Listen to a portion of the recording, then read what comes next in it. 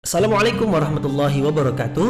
Mari klik subscribe di channel ini dan aktifkan tanda loncengnya untuk mendapatkan update pemberitahuan di video berikutnya.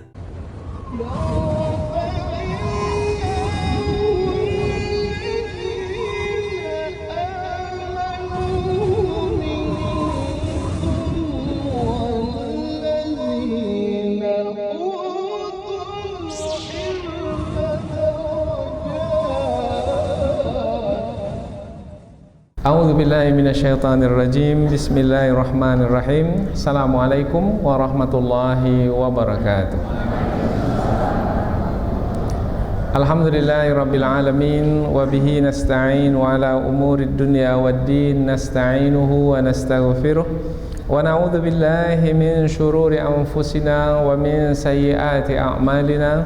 Faman yahdihillahu fala mudilla lahu wa man yudlil fala hadiyalah. Asyhadu an la ilaha illallah wahdahu la syarika lah wa asyhadu anna Muhammadan abduhu wa rasuluhu la nabiyya ba'dah. Amma ba'd. Kita bersyukur kepada Allah Subhanahu wa taala yang masih melimpahkan rahmat dan nikmat-Nya. Kita bersyukur dengan mengucapkan alhamdulillahi rabbil alamin. Tidak lupa pula bersalawat kepada Rasulullah dengan mengucapkan Allahumma salli ala Sayyidina Muhammad wa ala ali Sayyidina Muhammad, dan bersalam kepada Rasulullah dengan mengucapkan Assalamu alayka ya Rasulullah. Alhamdulillah kita dapat kembali meneruskan pengajian tafsir ayat-ayat suci Al-Quran yang insyaAllah kita akan teruskan kepada ayat yang ke-17 dan 18 dari surah Al-An'am, yaitu dua ayat yang masih lagi merupakan lanjutan dari ayat-ayat yang sebelumnya, yaitu tentang keesaan Allah Subhanahu wa taala. Apabila ayat sebelum ini menerangkan bahwasanya Rasulullah diperintahkan oleh Allah Subhanahu wa taala untuk menyampaikan kepada manusia, khususnya adalah orang-orang musyrik, bahwasanya baginda tidak patut untuk mengambil selain Allah sebagai pelindung, karena pelindung yang sebenarnya hanyalah Allah Subhanahu wa taala saja. Karena Allah lah yang menciptakan langit dan bumi. Kemudian Allah adalah yang memberikan keperluan makhluk, dan Allah tidak memerlukan apa-apa dari makhluk. Allah tidak bergantung kepada makhluk, makhluk yang bergantung kepada Allah. Dan tanpa Allah, makhluk tidak akan dapat berbuat apa-apa, karena semuanya berlaku dengan kehendak Allah dan dengan izin Allah. Maka pelindung yang sebenarnya adalah Allah Subhanahu wa taala. Setelah Allah menerangkan tentang dirinya sepatutnya yang dijadikan sebagai pelindung, bukan yang lainnya, maka Allah menerangkan tentang bukti dirinya sebagai pelindung. Buktinya adalah apabila manusia ditimpa oleh kemudaratan, maka yang mampu untuk menghilangkan kemudaratan tersebut hanyalah Allah. Itu buktinya. Umpamanya kemudaratan berupa penyakit umpamanya, atau berupa kemiskinan, atau berupa kabut asap, atau berupa apa saja keburukan yang berlaku di muka bumi ini, yang hanya mampu untuk menghilangkannya hanyalah Allah Subhanahu wa taala. Bermakna kalau memohon perlindungan supaya terselamat dari keburukan tersebut, terhindar dari keburukan tersebut, maka mintalah kepada Allah, karena Allah lah yang maha melindungi. Hanya Allah lah sebagai pelindung di alam semesta ini. Kemudian begitu juga apabila kaitannya dengan kebaikan. Kalau tadi kaitannya dengan kemudaratan, yang akan mengangkat dan menghilangkan kemudaratan hanyalah Allah. Begitu juga dengan kebaikan, yang akan mendatangkan kebaikan itu, dan tetap kebaikan itu ada pada kita, senantiasa bersama kita, kita tetap senantiasa mendapatkan kebaikan itu. Nah, yang menentukannya adalah Allah Subhanahu wa taala. Jadi yang mendatangkan kebaikan Allah dan yang menentukan kebaikan itu tetap bersama kita adalah adalah Allah. Apabila demikian, terbukti jelas sudah bahwasanya hanya Allah lah sebagai pelindung. Maka Allah pun menyebut dirinya sebagai yang berkuasa atas hamba-hambanya, dan dialah Allah yang maha bijaksana lagi maha mengetahui. Ini adalah sebagai pendahuluan dari dua ayat yang akan kita pelajari ini, yaitu menerangkan tentang Allah sebagai pelindung. Buktinya Allah sebagai pelindung adalah menghilangkan atau mengangkat kemudaratan, dan tidak ada yang lain yang mampu untuk menghilangkan dan mengangkat kemudaratan. Dan satu lagi, lawan dari kemudaratan adalah kebaikan atau manfaat. Hanya Allah yang mampu mendatangkan manfaat, dan hanya Allah yang mampu menjaga dan memelihara manfaat tersebut sehingga tetap ada senantiasa bersama manusia. Apabila manusia coba mempertahankannya, kalau Allah mengangkatnya maka terangkat. Kemudian apabila Allah menetapkan kebaikan itu pada diri kita, sesuatu yang baik itu, yang bermanfaat itu bagi diri kita, kemudian ada orang lain coba untuk mencabutnya, mengambilnya dari diri kita. Apabila Allah tetap memeliharanya pada diri kita, maka orang tersebut tidak dapat berbuat apa-apa, karena yang menentukan adalah Allah Subhanahu wa taala. Jadi dua ayat ini juga menerangkan tentang mentauhidkan Allah Subhanahu wa taala. Sekarang kita lihat ayat ini dengan lebih dekat melalui tafsirnya. Namun terlebih dahulu kita akan membacanya. Mudah-mudahan setiap huruf yang kita baca ada pahalanya. Mudah-mudahan, karena Allah menjanjikan demikian. Kemudian apabila ada pahalanya, kita berharap pahala itu dibalas dengan kebaikan-kebaikan berupa kefahaman di dalam mempelajari kandungan ayat yang kita baca itu. Mudah-mudahan kita faham kandungannya. Setelah memahami kandungannya, dapat pula kita mengamalkannya dalam kehidupan sehari-hari, sehingga menjadilah Al-Quran itu sebagai petunjuk bagi hidup kita. Di saat Al-Quran dapat kita jadikan sebagai petunjuk, maka sampai masanya kita akan sampai ke tujuan. Karena ketika kita mengikuti petunjuk, maka dengan mengikuti petunjuk sampailah kita ke tujuan. Mengikuti petunjuk jalan ke Padang, maka sampailah kita ke tujuan, yaitu Padang. Dengan mengikuti petunjuk Al-Quran, mudah-mudahan sampailah kita ke tujuan. Tujuan hidup kita adalah untuk mendapatkan redha Allah Subhanahu wa taala. Dan barang siapa yang diredai oleh Allah, maka akan dimasukkan ke dalam surga. Maka boleh juga disebut tujuan hidup kita adalah untuk masuk ke dalam surga. Bagaimana caranya? Nah, kembali lagi, yaitu kata kuncinya mentauhidkan Allah. Maka kita ingin mendapatkan petunjuk mentauhidkan Allah itu mana di dalam ayat ini, sehingga kita akan gunakan, kita akan pakaikan di dalam kehidupan kita sehari-hari. Allah Subhanahu wa taala berfirman, a'udzubillahi minasyaitonirrajim, bismillahirrahmanirrahim. Wa in yamsaskallahu bidhurrin fala kashifa lahu illa hu wa in yamsaska bi khairin fahuwa ala kulli syai'in qadir wa huwal qahiru fawqa ibadihi wa huwal hakimul khabir. Allah berfirman, wa in yamsaskallahu bidhurrin, wa in, dan jika, yamsaska, menimpakan kepadamu. Siapa yang menimpakan? Allah. Allah. Bidhurrin, dengan kemudaratan. Kemudaratan maknanya keburukan, seperti penyakit, kemiskinan. Fala kashifalahu illahu, fala, maka tidak ada kashifa, yang akan mengangkatnya atau menghilangkannya, lahu, bagi kemudaratan tersebut tidak akan ada yang menghilangkannya, illa, kecuali, huwa, dia Allah Subhanahu wa taala.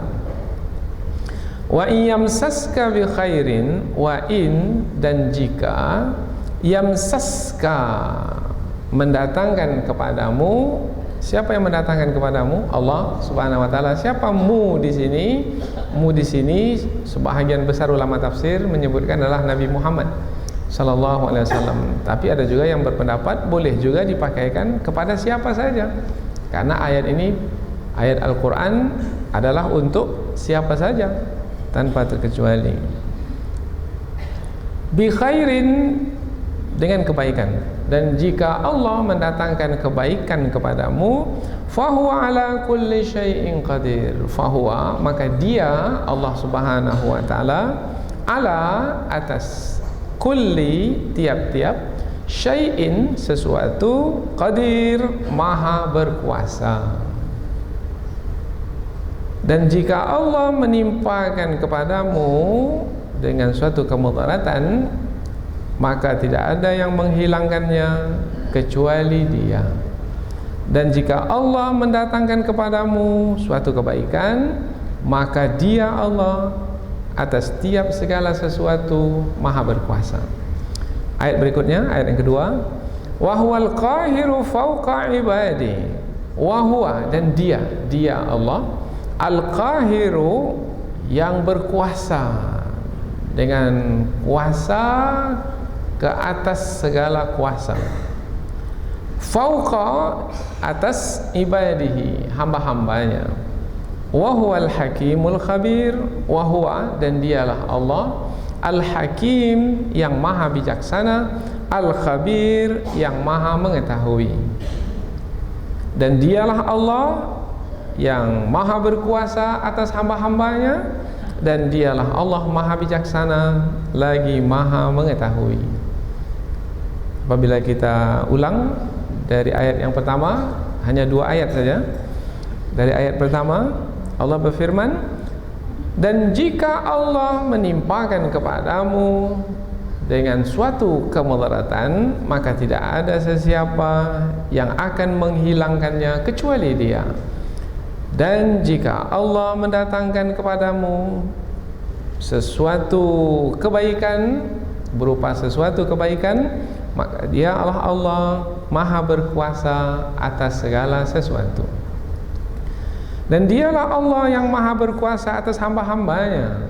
Dan Dialah Allah maha bijaksana lagi maha mengetahui. Jadi dari terjemahan dapatlah kita tarik satu kesimpulan dari 2 ayat ini sebagai ringkasan dari tafsir yang akan kita sampaikan nanti, yaitu kedua ayat ini menerangkan tentang Allah Subhanahu wa taala sebagai pelindung. Kata pelindung dalam ayat ini adalah, dalam ayat sebelum ini adalah kata wali. Qul aghairallahi attakhidhu waliya. Katakanlah wahai Muhammad perkataan berikut ini kepada manusia, apakah aku akan mengambil wali? Wali, pelindung. Apakah aku akan mengambil pelindung selain Allah? Oh tidak, aku tidak akan mengambil pelindung selain Allah. Karena pelindung yang sebenarnya dan satu-satunya pelindung dengan makna yang sebenarnya hanyalah Allah Subhanahu wa taala. Dan bukti Allah sebagai pelindung adalah apabila manusia ditimpa oleh suatu kemudaratan berupa penyakit atau kemiskinan atau kabut asap atau gempa bumi atau apa saja yang mendatangkan kesengsaraan bagi manusia, maka yang akan mengangkatnya hanyalah Allah Subhanahu wa taala. Nah, Allah yang mengangkat kemudaratan itu disebut Allah pelindung, melindungi manusia dari keburukan. Kemudian berikutnya lagi, apabila Allah mendatangkan kebaikan kepada manusia, apabila Allah mendatangkan kebaikan kepada manusia, makhluk yang lain tidak akan mampu untuk menarik atau mengambil kebaikan itu dari manusia yang telah Allah pilih untuk diberikan kepadanya kebaikan. Kalau kita bawa kepada diri kita, kalau Allah mendatangkan kebaikan kepada kita dan memberikannya kepada diri kita, maka tidak siapa yang mampu untuk mengambilnya dari kita. Apa sebab? Sebab Allah melindungi kita sehingga tetap kita mendapatkan kebaikan tersebut. Melindungi kita dari orang lain yang akan merenggut kebaikan itu dari diri kita. Berarti Allah melindungi kita dari keburukan dengan mengangkat keburukan. Allah melindungi diri kita dengan tetap memelihara kebaikan yang sudah Allah berikan pada diri kita. Kemudian Allah tutup ayat ini dengan dialah Allah yang berkuasa atas hamba-hambanya. Artinya hamba tak punya kuasa apa-apa. Yang berkuasa adalah Allah. Allah berkuasa ke atas hamba-hambanya. Apabila hamba-hamba itu tidak punya kuasa dan yang berkuasa ke atas hamba adalah Allah, maka sepatutnya hamba-hamba tersebut memohon perlindungan kepada Allah. Dan Allah yang maha pelindung itu adalah yang maha bijaksana. Allah yang maha pelindung itu adalah Allah yang maha mengetahui. Nah, inilah ringkasan dari dua ayat yang akan kita pelajari ini. Selanjutnya kita akan pindah ke tafsir ayat. Tafsir maknanya penjelasan yang lebih panjang dari ayat.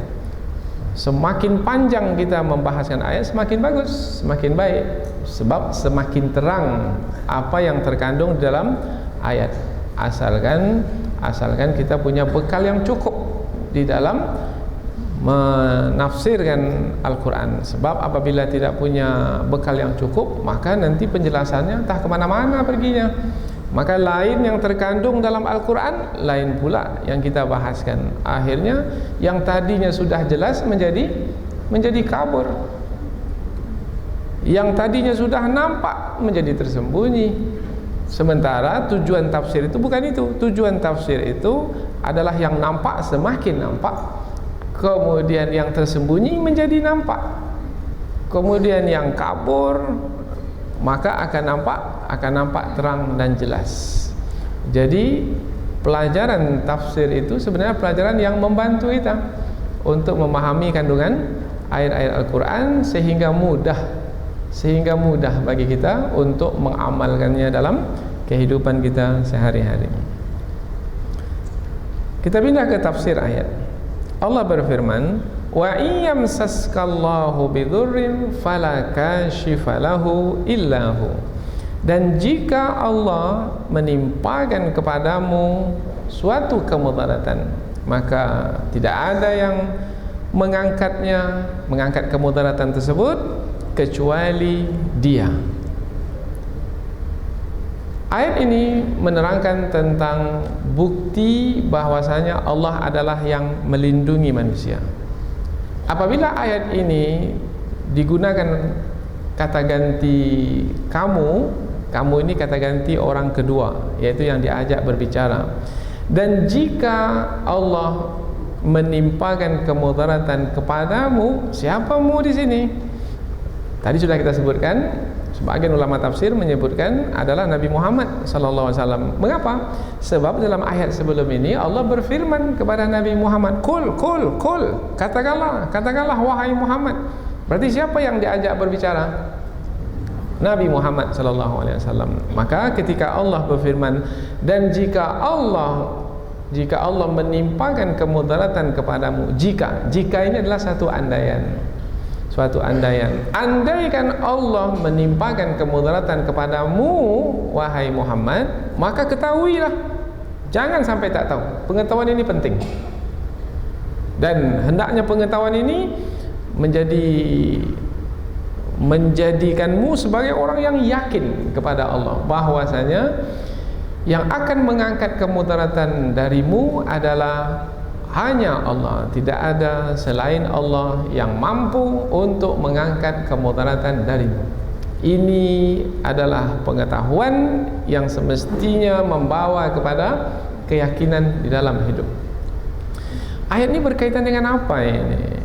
Maka ada di antara ulama tafsir menyebutkan bahwasanya ayat ini menerangkan tentang menguatkan Rasulullah di dalam berdakwah.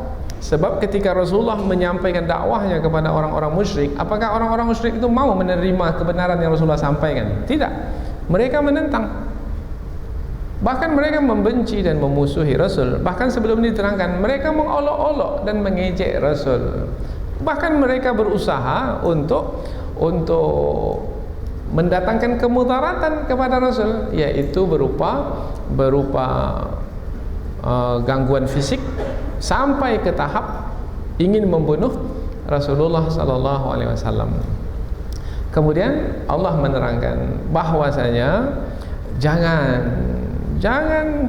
takut kepada mereka. Takut hanyalah kepada Allah Subhanahu wa taala saja.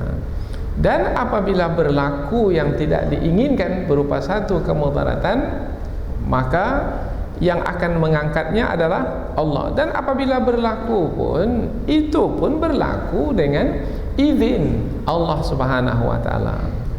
Dan apabila mereka itu berkehendak untuk mendatangkan kemudaratan kepadamu, dan apabila Allah berkehendak untuk tidak memberlakukannya ke atasmu, maka tidak akan berlaku. Umpamanya pada malam hijrah, rumah Rasulullah sudah dikepung, mereka bersepakat untuk membunuh Rasul. Di setiap tangan mereka itu sudah tersedia pedang yang terhunus untuk membunuh Rasul. Tetapi apakah Rasulullah terbunuh pada malam tersebut? Tidak. Bahkan Rasulullah dapat keluar dari kepungan itu dengan mudah, karena Allah mengangkat kemudaratan dari Rasul. Siapa yang mengangkat kemudaratan? Hanya Allah ketika itu. Dengan mudah sekali Rasulullah keluar dari kepungan, dan mereka tidak melihat Rasulullah keluar. Wa ja'alna min baini aydihim saddaw wa min khalfihim saddaw fa'aghshaynahum fahum la yubsirun. Di depan mereka dinding sehingga mereka tak melihat Rasulullah. Di belakang mereka dinding sehingga mereka tak melihat Rasulullah, dan mereka tak melihat apa-apa karena mata mereka itu telah ditutup oleh Allah Subhanahu wa taala. Jadi Allah Subhanahu wa taala adalah yang menghilangkan, dan hanyalah Allah yang menghilangkan kemudaratan. Jadi apabila ayat ini dihubung kaitkan dengan Rasulullah yang berdakwah, maka sebenarnya adalah tujuannya untuk menguatkan Rasulullah dalam berdakwah, bahwasanya apabila ada kemudaratan yang berlaku, itu pun juga berlaku dengan kehendak Allah, meskipun secara zahirnya yang mendatangkan kemudaratan itu adalah musuh-musuh yang membenci Rasul. Tetapi yang membuat berlaku adalah Allah, dan yang akan mengangkatnya adalah Allah. Maka hendaklah memohon perlindungan kepada Allah.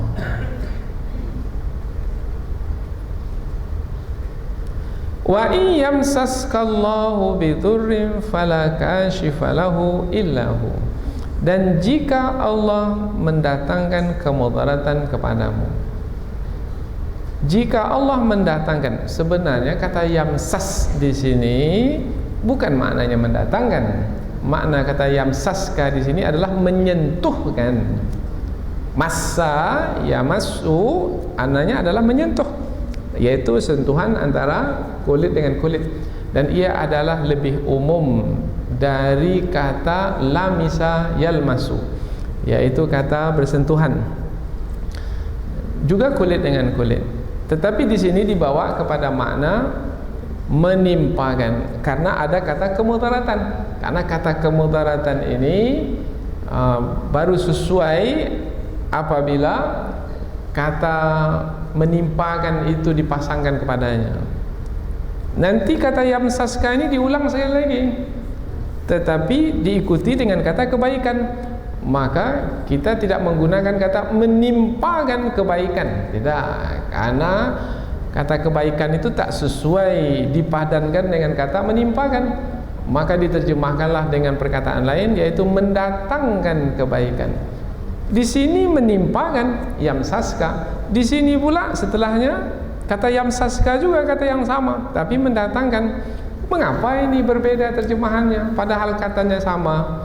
Karena makna yamsaska itu maknanya secara umum adalah menetapkan sesuatu, sehingga yang tadinya ada di sisi Allah Subhanahu wa taala dengan kehendak Allah dan kuasa Allah, maka ia sampai kepada manusia. Apabila kemudaratan yang sampai kepada manusia, maka disebut manusia ditimpa kemudaratan. Apabila yang sampai kepada manusia adalah kebaikan, maka manusia mendapatkan kebaikan. Nah, itu adalah kepandaian dalam menterjemah saja. Karena bahasa Arab berbeda dengan bahasa kita. Tapi ketika kita lihat dalam bahasa Arabnya, yamsaska dipakaikan untuk kemudaratan, yamsaska juga, yamsas juga dipakaikan kepada kebaikan. Dan jika Allah menimpakan kepadamu bidurrin, suatu kemudaratan. Tadi sudah kita terangkan makna kemudaratan, yaitu seperti penyakit, kemiskinan, kemudian apa saja yang menyusahkan kita, seperti kabut asap umpamanya, kekurangan air, yaitu berupa kemarau panjang, kemudian berupa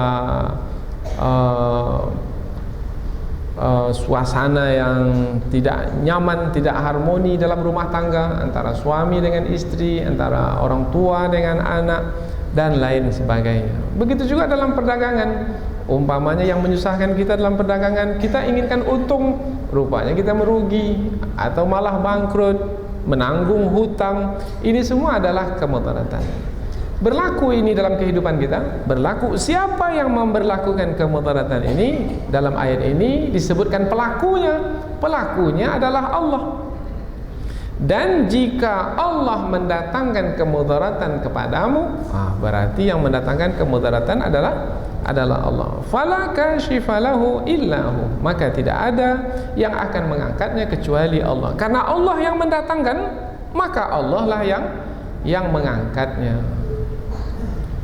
Tapi kalau kita lihat pada hari ini, seperti kasus asap ini, kabut asap ini siapa yang mendatangkan kemudaratan ini?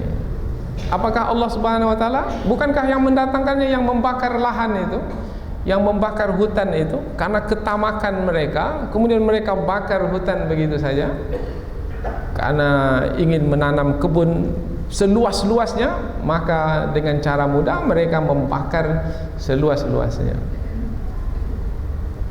Kan yang mendatangkan kemudaratan nampaknya kan adalah manusia.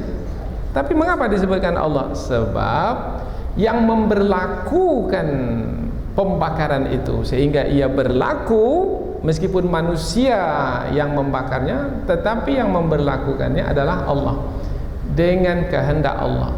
Silakan manusia berkehendak untuk membakar. Apabila Allah tidak berkehendak demikian, jadi terbakar? Tidak.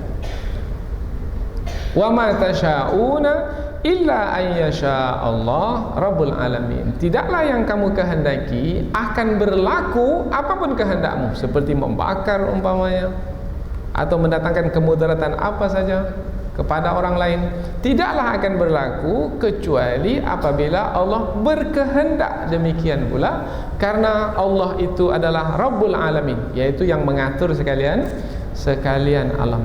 Jadi pada hakikat yang sebenarnya, kalau dikaji-kaji, lihat-lihat, yang mendatangkan kemudaratan itu adalah Allah Subhanahu wa taala. Baik. Apabila Allah mendatangkan kemudaratan, tadi kita sudah lihat di penghujung ayat melalui terjemahan, Allah Maha Bijaksana. Kalau Allah mendatangkan kemudaratan kepada manusia, apakah itu tidak bertentangan dengan kebijaksanaan Allah? Allah kan Maha terpuji, Maha mulia, Maha agung. Apakah Allah juga mendatangkan kemudaratan kepada manusia, menyusahkan manusia? Kabut asap ini baik atau buruk? Buruk. Yang menetapkan kabut asap ini berlaku siapa? Allah. Apabila Allah yang menetapkannya, apakah Allah menetapkan yang buruk?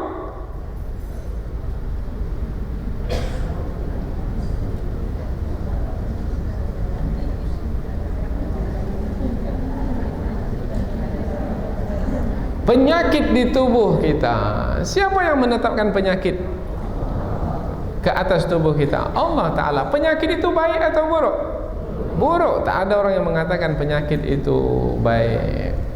Yang menetapkan penyakit itu adalah Allah, dan penyakit itu adalah buruk. Apakah Allah menetapkan sesuatu yang buruk?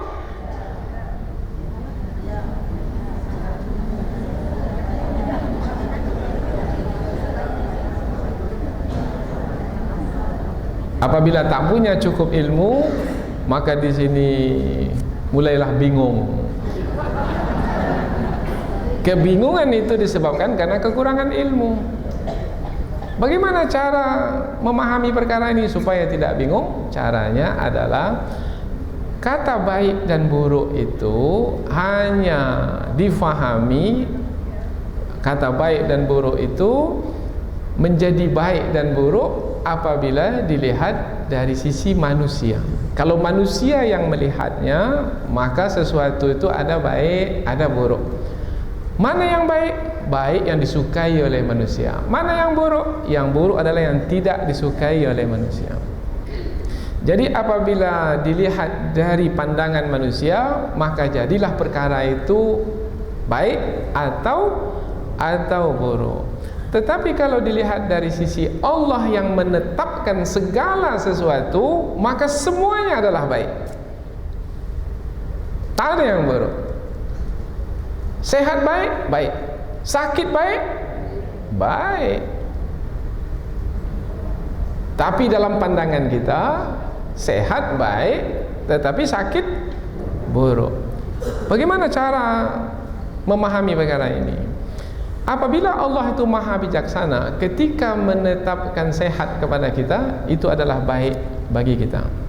Dan ini mudah untuk difahami, karena inilah yang kita sukai.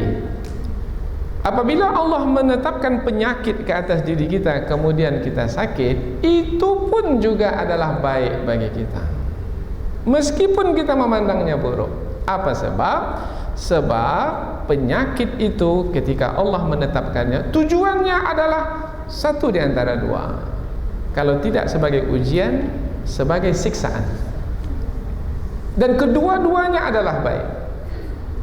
Sebagai ujian, baik. Dengan ujian tersebut, maka terbuktilah kita sebagai orang yang beriman kepada Allah. Naik kedudukan kita karena kita berhasil dalam ujian. Kalau ia sebagai siksaan, itu pun juga adalah baik bagi kita. Yaitu dengan siksaan tersebut, akhirnya tersadarlah kita, kemudian kita bertaubat, dan itu adalah kebaikan bagi kita.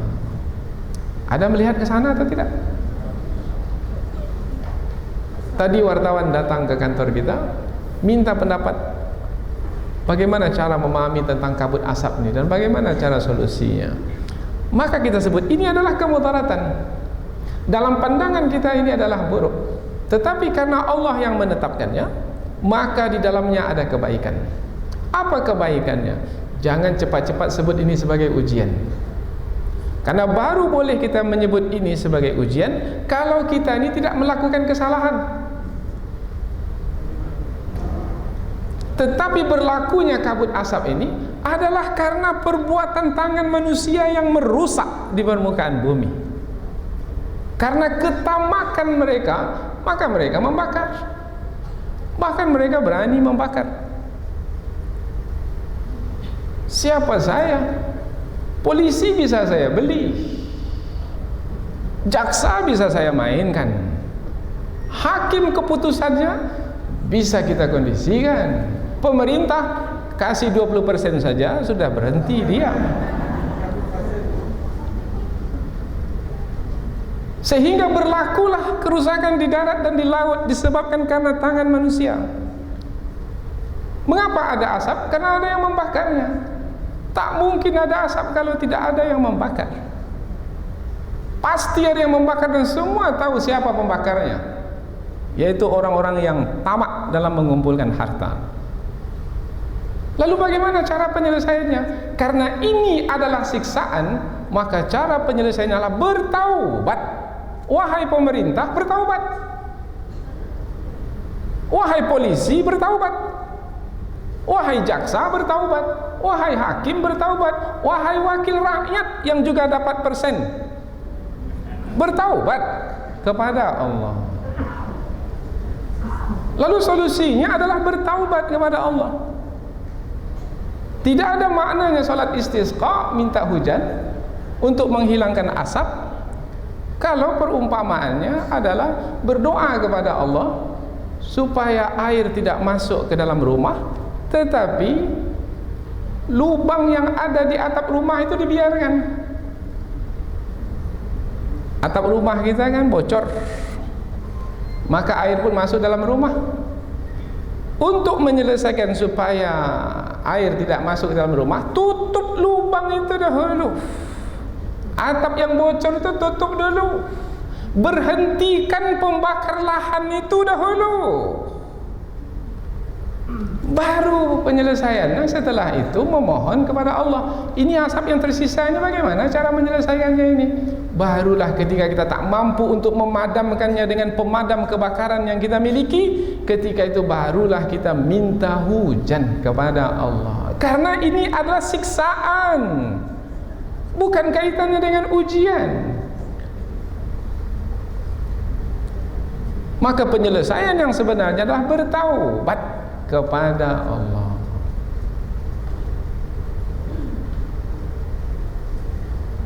Kalau kabut asap ini menghantarkan kita untuk bertaubat kepada Allah, baik atau buruk? Baik. Maka tutuplah karaoke yang di dalamnya ada zina itu. Maka berhentikanlah perjudian itu. Kemudian tegakkan keadilan. Jangan yang kaya terus kaya, yang miskin kemudian dianiaya. Apabila memang ia bertaubat, maka berubahlah sikap dan tingkah laku, maka Allah pun akan mengangkat kemudaratan tersebut. Kalau tanpa bertaubat kemudian asap hilang bagaimana? Karena boleh jadi berlaku. Tak ada yang bertaubat, kemudian asap pun hilang. Maka apabila tidak bertaubat, kemudian asap hilang, kemudian dia pun mengatakan, ini tanpa bertaubat pun asap hilang, maka bertambahlah kesesatan ke atas kesesatan yang sudah ada. Kami tak perlukan Allah untuk menghilangkan kemudaratan.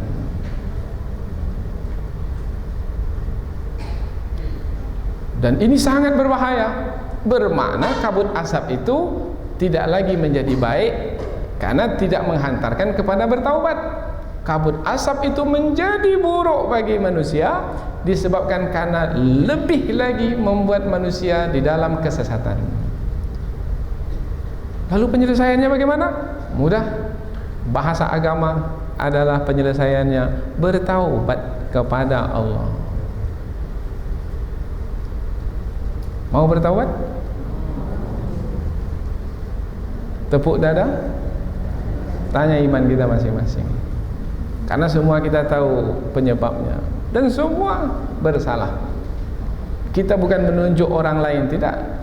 Selain kita menunjuk, sebelum kita menunjuk orang lain, kita menunjuk diri kita sendiri.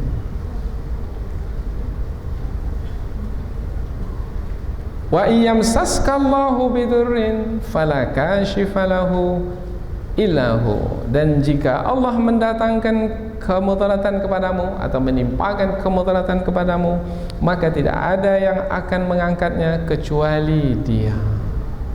Apabila mengetahui Dialah Allah yang mengangkat, maka apabila ia berupa siksaan, kemudaratan itu adalah berupa siksaan, maka penyelesaiannya segeralah bertaubat kepada Allah. Kalau ia berupa ujian, maka kembali jugalah kepada Allah, yaitu dengan bersabar dan bersabar di dalam ujian tersebut, maka Allah pun nanti akan mengangkat kemudaratan tersebut. Dan itu adalah baik. Bersabar itu pun baik. Meskipun pada akhirnya penyakit yang ada di badan kita itu tidak terangkat sampai meninggal dunia, itu pun juga adalah baik. Sebab balasan bagi orang yang sabar adalah balasan yang tidak terhingga. Innama yuwaffas sabiruna ajrahum bighairi hisab. Sesungguhnya disempurnakan balasan bagi orang-orang yang sabar tanpa hisab. Ini tentang perkara pertama yang berkaitan dengan kemudaratan. Perkara yang kedua berkaitan tentang kebaikan. Karena ayat ini dalam bentuk penyampaiannya disebut berbentuk muqabalah, ala uslubil muqabalah, yaitu kemudaratan lawannya. Muqabalah itu berlawanan. Apa lawan kemudaratan? Lawan kemudaratan adalah kebaikan. Kemudaratan yang tidak disukai oleh manusia, kebaikan yang disukai oleh manusia. Yang menimpakan kemudaratan Allah, yang mendatangkan kebaikan adalah Allah. Meskipun di sini berlawanan, satu kemudaratan dan satu kebaikan, tetapi ada titik temunya. Apa titik temu antara kemudaratan dengan kebaikan? Padahal dua kata yang berlawanan. Titik temunya adalah kedua-duanya datang dari Allah Subhanahu wa taala. Ini dia tauhid. Kemudaratan dari Allah, kebaikan pun dari Allah. Apabila tak suka kepada kemudaratan yang menimpa kita karena dia dari Allah, minta kepada Allah supaya Allah mengangkatnya, karena tak ada yang lain yang akan mengangkatnya kecuali Allah. Kemudian apabila kita mendapatkan kebaikan, ingin kita kebaikan itu tetap kekal bersama kita, tidak berkurang dan tidak hilang dari diri kita, maka mintalah kepada Allah supaya Allah tetap menjaga kebaikan itu pada diri kita. Bermakna kandungannya, meskipun dua kata ini berlawan, kemudaratan dan kebaikan, tapi kandungannya satu sebenarnya, karena titik temunya adalah dalam rangka mentauhidkan Allah. Karena kemudaratan dari Allah, kebaikan pun juga dari Allah Subhanahu wa taala.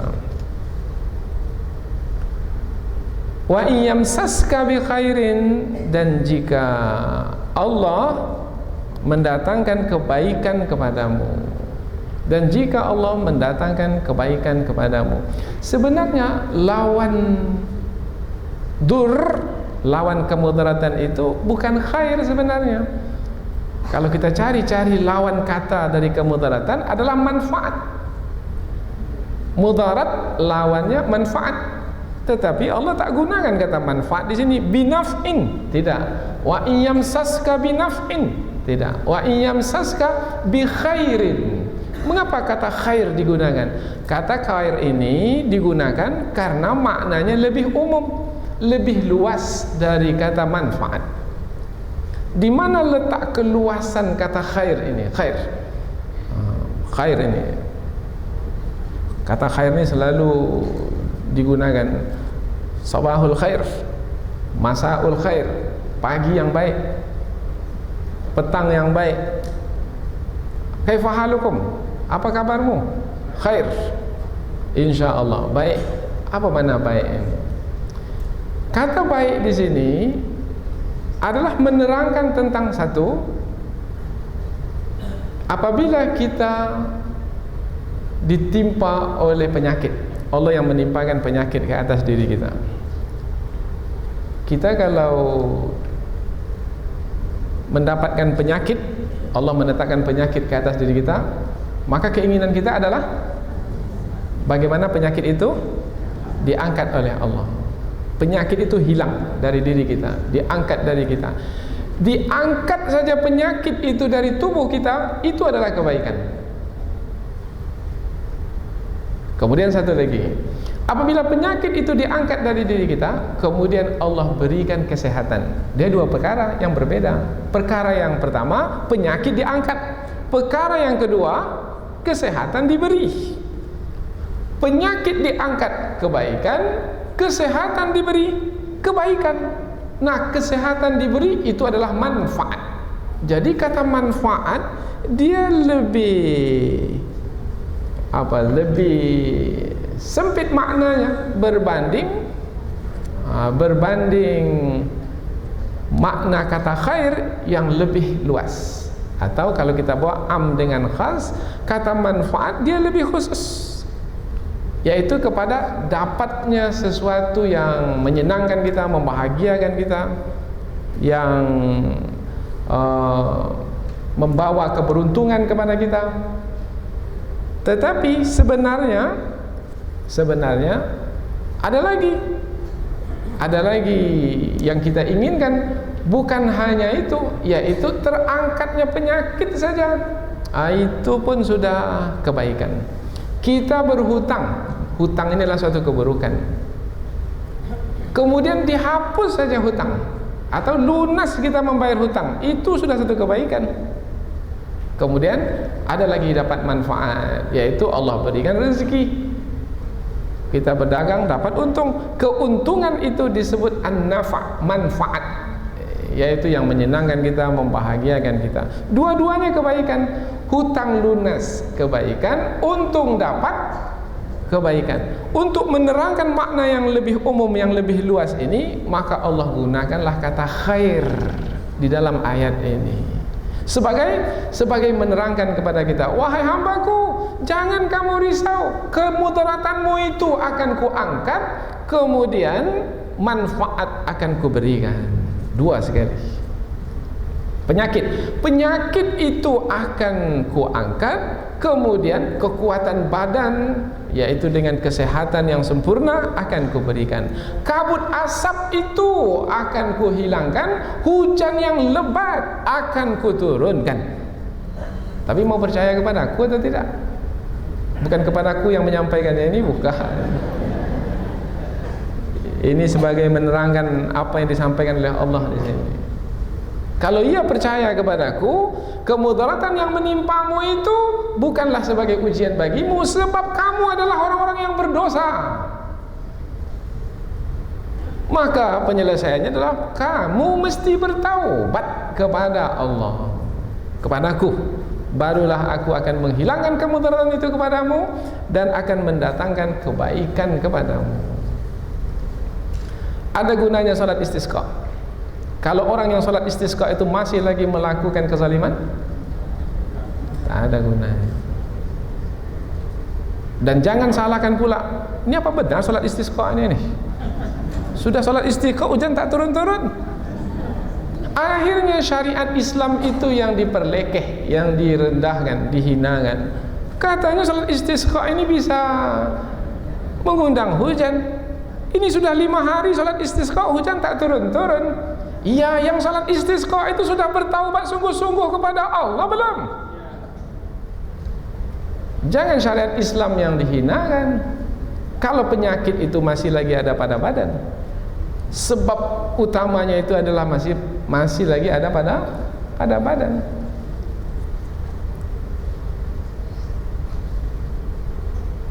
Fahuwa ala kulli syai'in qadir. Maka dialah Allah Maha berkuasa ke atas segala sesuatu. Maka dialah Allah Maha berkuasa ke atas segala sesuatu. Sebenarnya antara wa iyamsaska bi khairin dan jika Allah mendatangkan kebaikan kepadamu dengan fahuwa ala kulli syai'in qadir dan dia Allah Maha berkuasa ke atas segala sesuatu, ada yang disembunyikan oleh Allah.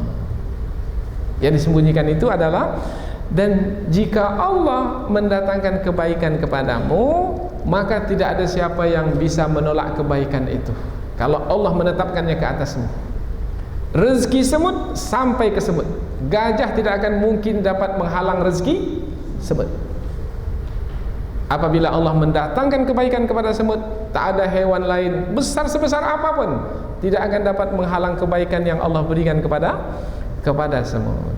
Maka tidak ada siapa yang menolaknya, karena dialah Allah yang Maha berkuasa atas segala sesuatu. Maka barulah ujung ayat itu sebagai penyimpulnya. Jadi disimpulkan, dan jika Allah mendatangkan atau menimpakan kemudaratan kepadamu, maka tidak ada yang mengangkatnya kecuali Dia. Dan jika Allah mendatangkan kebaikan kepadamu, maka tidak ada siapa yang akan menghalangnya, karena dialah Allah yang Maha berkuasa ke atas segala sesuatu. Nampak jelas ayat ini? Sangat jelas sekali. Bermakna dengan pengetahuan kita yang menghantarkan kita kepada keyakinan, tinggal lagi memakaikannya dalam kehidupan kita sehari-hari.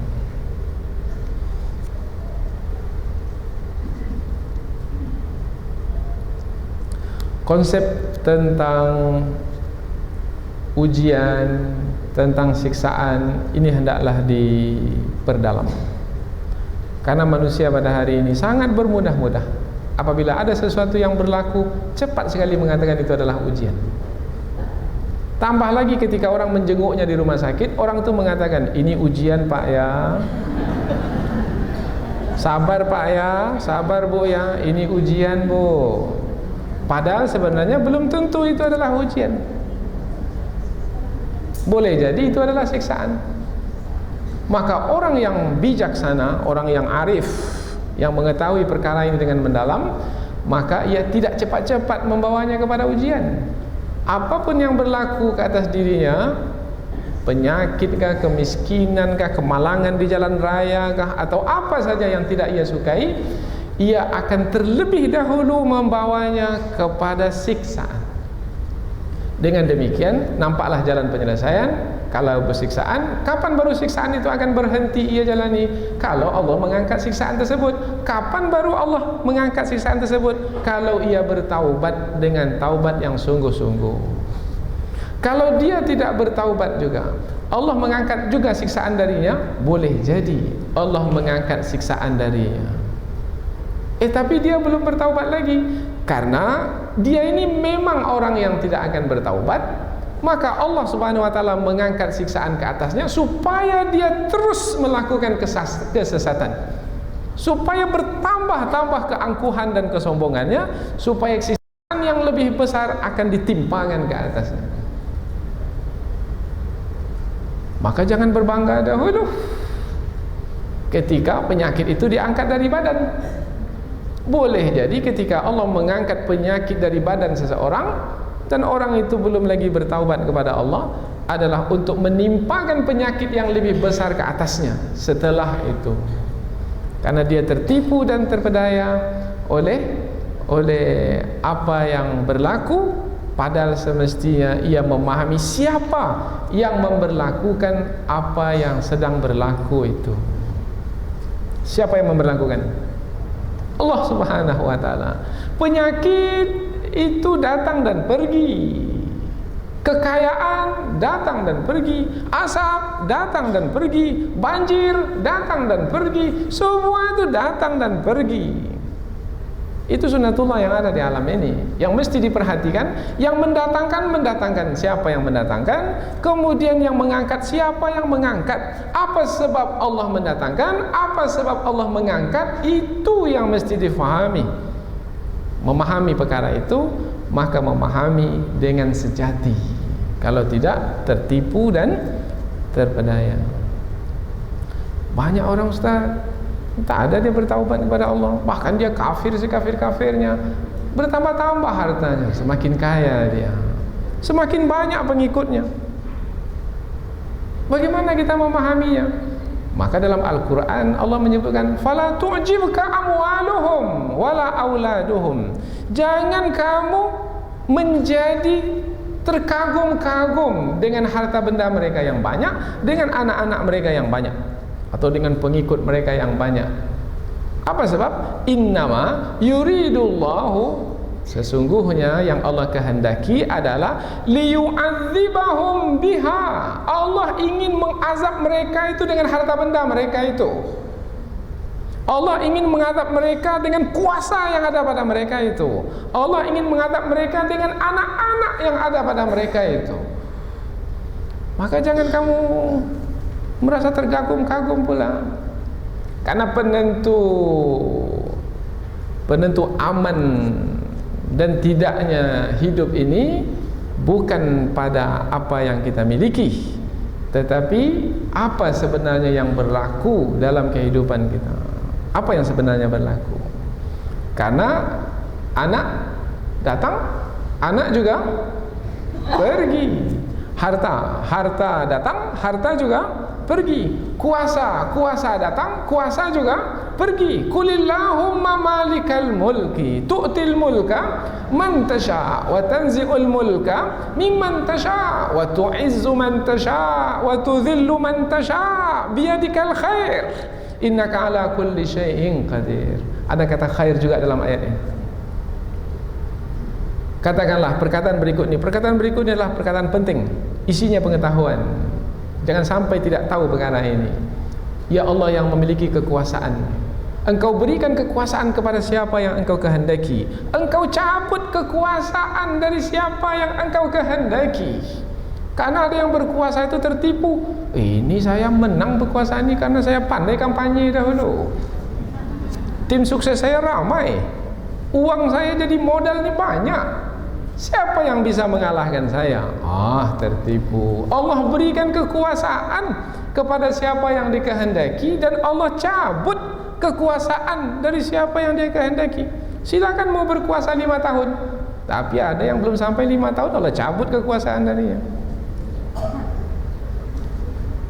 Terkena pula lagi pencucian uang. Harta benda yang sudah diberikan kepada istri ambil lagi. Harta benda yang diberikan kepada mertua ambil lagi. Jatuh hina di hadapan Allah, kemudian jatuh hina di hadapan manusia. Kita tak mau menjalani yang seperti itu. Tak mau menjalani yang seperti itu, maka mohonlah perlindungan kepada Allah.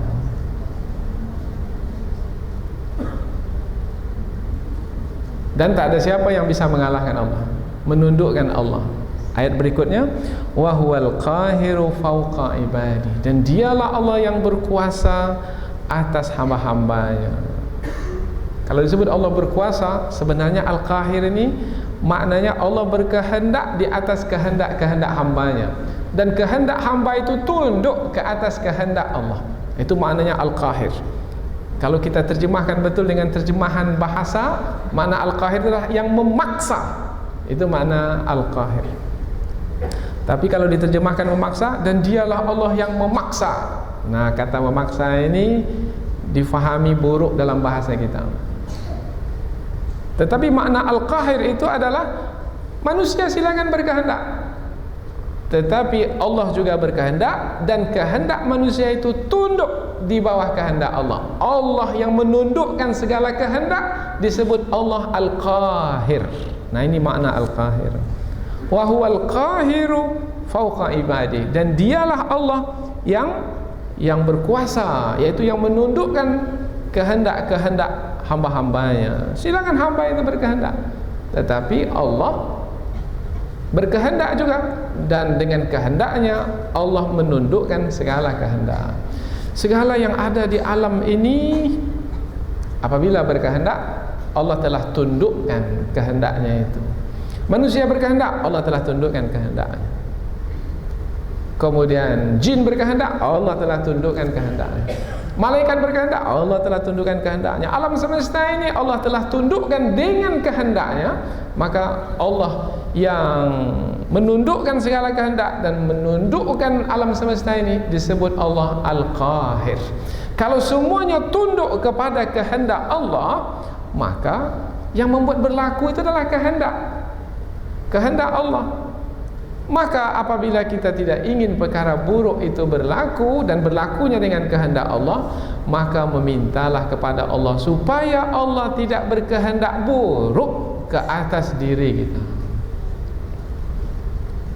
Karena dialah Allah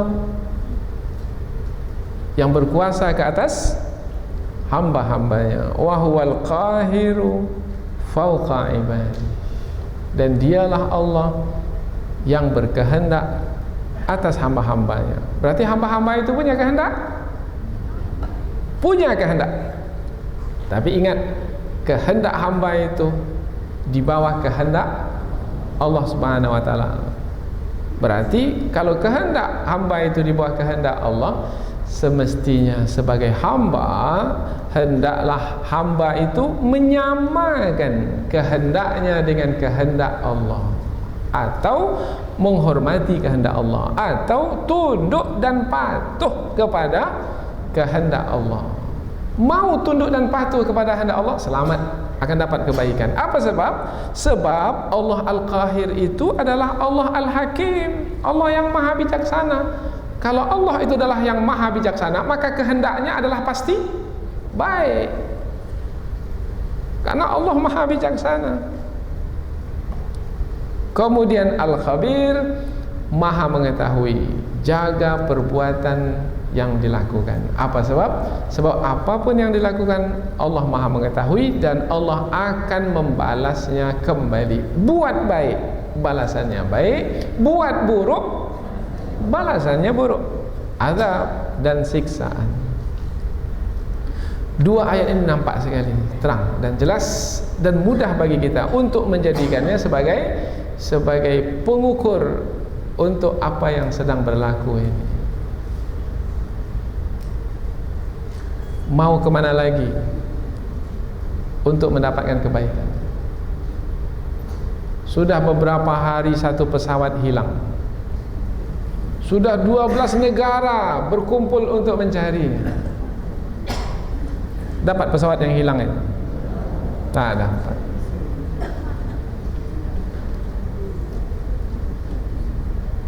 Silakanlah wahai manusia, kalau memang ya kamu punya kuasa hebat, carilah yang hilang itu.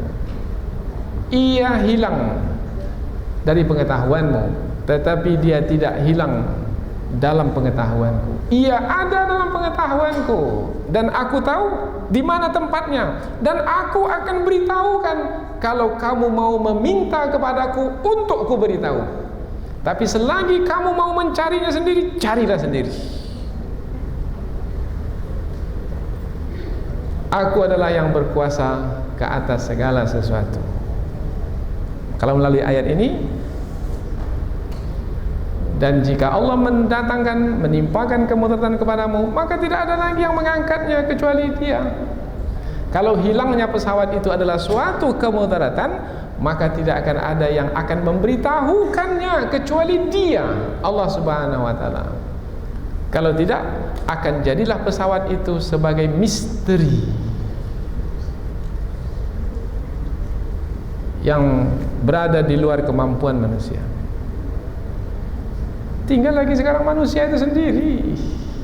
Karena sistem sekularisme, kebendaan itu sangat menguasai hidup manusia pada hari ini, sehingga manusia masih saja meninggalkan keberadaan Allah Subhanahu wa taala yang sebenarnya adalah melindungi hidup mereka, melindungi mereka dari kemudaratan, yaitu dengan mengangkatnya, melindungi mereka dengan mendatangkan kebaikan sehingga mereka mendapatkan manfaatnya. Mudah-mudahan dua ayat yang kita pelajari ini ada manfaatnya insyaallah. Subhanakallahumma wa bihamdika asyhadu an la ilaha illa anta wa astaghfiruka wa atubu ilaik. Wassalamualaikum warahmatullahi wabarakatuh.